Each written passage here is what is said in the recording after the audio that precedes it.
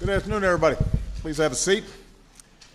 I hear you have some questions for me, but let me just make a few remarks at the top, and then I'll open it up.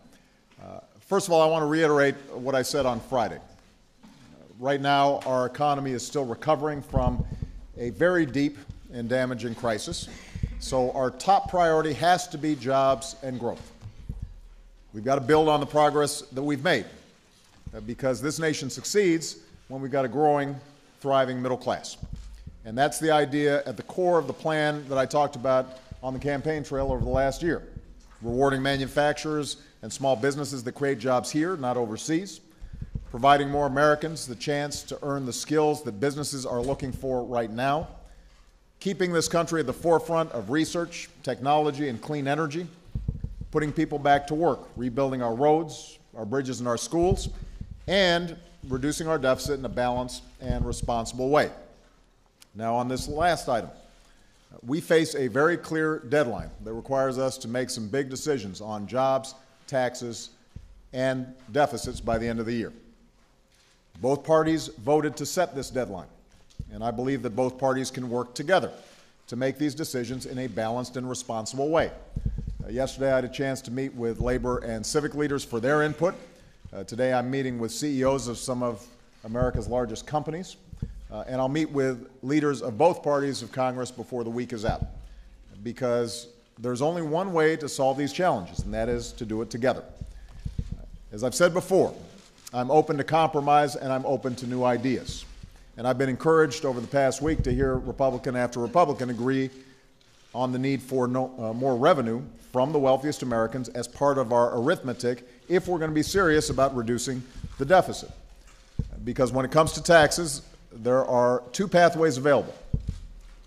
Option one, if Congress fails to act by the end of this year, everybody's taxes will automatically go up, including the 98% of Americans who make less than $250,000 a year, and the 97% of small businesses who earn less than $250,000 a year.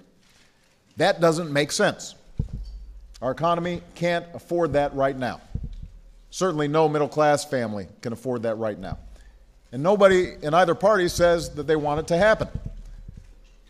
The other option is to pass a law right now that would prevent any tax hike whatsoever on the first $250,000 of everybody's income. And by the way, that means every American, including the wealthiest Americans, get a tax cut.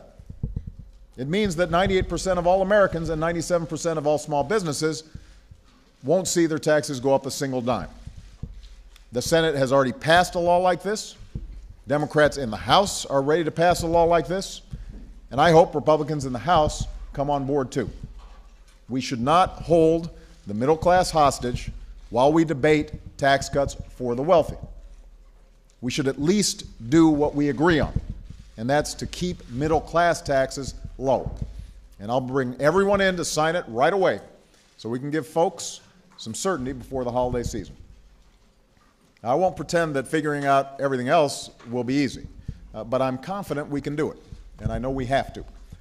I know that that's what the American people want us to do.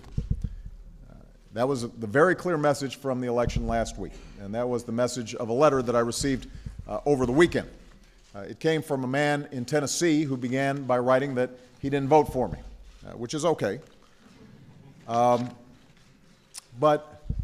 what he said was, even though he didn't give me his vote, he's giving me his support to move this country forward. And he said the same to his Republican representatives in Washington. He said that he'll back each of us, regardless of party, as long as we work together to make life better for all of us. And he made it clear that if we don't make enough progress, he'll be back in touch. So my hope, he wrote, is that we can make progress in light of personal and party principles, special interest groups, and years of business as usual. We've got to work together and put our differences aside. I couldn't say it better myself. That's precisely what I intend to do.